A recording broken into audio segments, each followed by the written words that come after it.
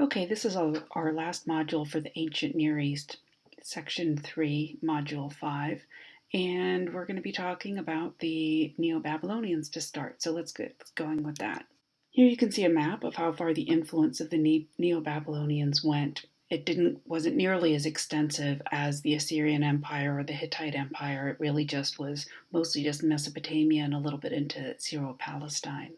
And here's another reconstructed view of the city of Babylon. Notice the big blue gateway. This was the entranceway into the area sacred to the goddess Ishtar. This is the monument we'll be spending our time with in Babylon in the Neo-Babylonian period. In the far background of this drawing, you can see the Neo-Babylonian ziggurat sticking up out of the horizon line.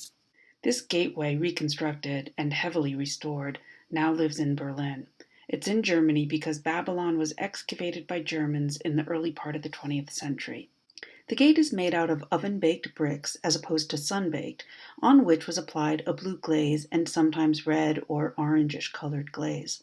Also, some of the bricks are molded before they're baked so that they become kind of like a 3D puzzle. And so when you're constructing the gate, the molded pieces can be added in a particular way to form an animal in relief and with colored glaze. In this case, we're looking at a lion and a detail of a bull.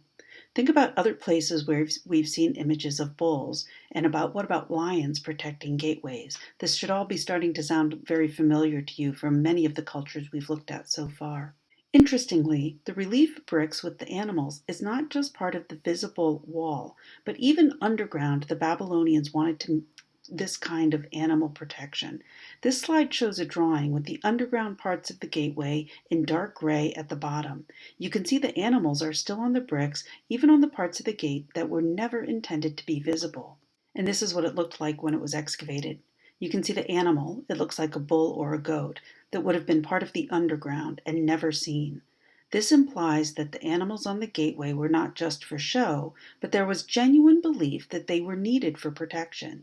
If they were just for show, the builders would not have taken the time or the trouble to put the molded bricks on the non-visible part of the gate.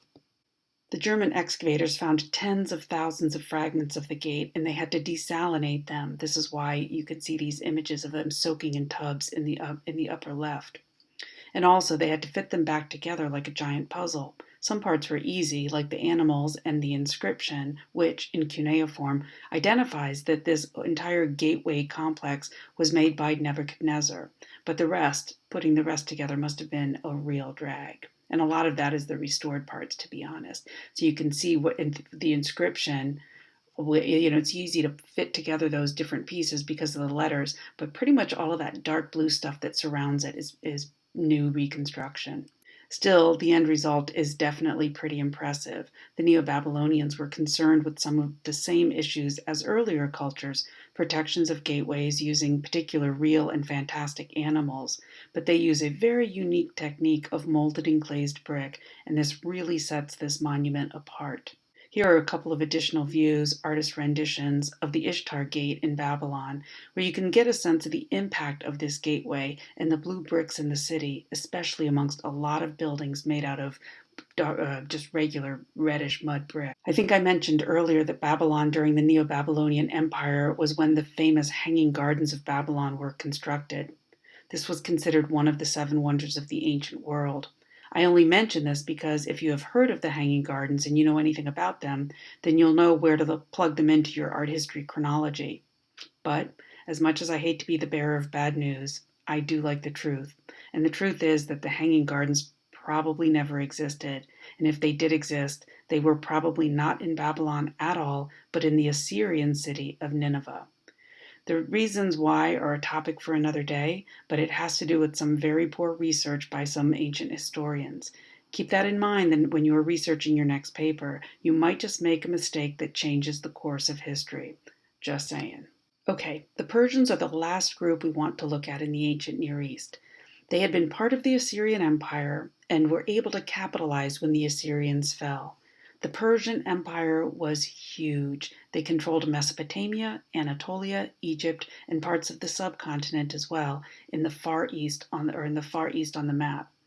The center of the empire was located on the eastern side of the Persian Gulf, labeled Persis on this map, and to the east of Mesopotamia. The empire started here and spread. Let me see if I can use my little pointer. Where's Persis? Yeah, right down here is where the empire started. And sometimes the Persians are known as the Medes, and you see this Media right up here. This is where they kind of spread first. Pay attention to this boxed area over to the west. In a couple of sections, when we get to Greek art, you'll see that the Persians and this Persian Empire get involved in Greek affairs, and this all causes a bit of problems for the Greeks. And well, eventually it causes problems for the Persians as well.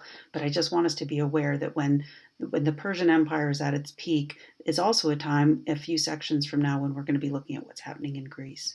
But let's look at some Persian monuments now. Like the Assyrians, the Persians built palaces throughout their empire, and we're looking at the palace at Persepolis, one of these palaces that is particularly well preserved, and this is located in that area of Persia that I pointed out on the map. Here's another view of Persepolis. The focus on Persian palaces is on large, almost square rooms with interior columns placed irregularly. I should mention that there were two kings. This was a dynastic kingdom. There were two kings that reigned at Persepolis. The names are up there on the slide, Darius and Xerxes. That's how you say that. And in fact, these are two kings that had engagements, let's call it, with the Greeks later on. Let's look at a plan. Yes, here's a plan of the palace. You can see that these giant square rooms with the columns on the inside. These rooms are called Apadana. Here's that same view again. The Apadana is an audience hall, and as the definition implies, it's the place where subjects of the Persian king would come to have an audience with him, to make requests, etc. We're going to zoom in on the elaborate staircase leading into the Apadana. And here are those stairs. You can see they are covered with relief sculpture. The themes here include the soldiers who guard the king, as well as all of the people who travel from all over the empire to see the king, usually bringing him presents. We saw on the map just how far this empire stretched, so understandably the empire was ethnically very diverse. And here are those envoys entering the Apadana. Notice how they stand in line, holding gifts. They turn to chat with the person behind them. They are shown to be climbing the steps. They are mimicking the behavior that we, as visitors to Persepolis, awaiting an audience with the king, might embrace.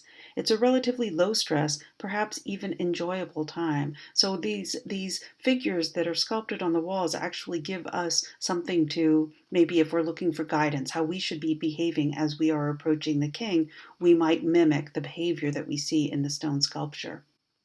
I love these images. These guys are waiting to see the king. They are exotic. Each has a distinctive look, whether it's clothing, facial features, hairstyle, etc. And they wait in line, chatting with one another, like the two guys in the upper left. We also bring a gift representative of our homeland. This accomplishes a couple of things. One, as a visitor, we can determine that visiting the king in Persia was not quite as scary as visiting the lion-slaughtering Assyrian king. These guys look like they were waiting in line at a movie or something. And two, the exotic range of costumes, people, and gifts underscore the extent of the Persian Empire.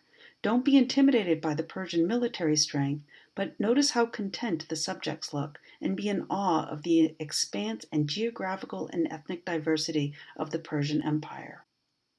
And when we finally get our turn to see the king, it's not so bad. We offer our gifts, we make our request, we prostrate ourselves, bowing at his feet. Maybe he grants our request, maybe he doesn't. He is protected by a group of royal guards who stand behind him, but they are not acting aggressively. Seriously, it could be a lot worse. I'm showing you here on the bottom an Assyrian relief we did not see earlier, but it is a perfectly common theme, that is, Assyrian soldiers killing enemies. The bottom line here is, think about what the Persians might have learned about how to effectively rule a large empire with very different people and cultures involved. The Assyrians ruled with military aggression, while the Persian philosophy was a little smarter. Just pay your taxes and we'll leave you alone. It's pretty clever, and it worked. So in this module, we traced a couple more cultures through the ancient Near East. I know it's been a lot of information, but I promise this topic, the cultures of the ancient Near East, is by far the most complicated, because every few hundred years there's a new dominant culture, there's a new city, a new king, etc.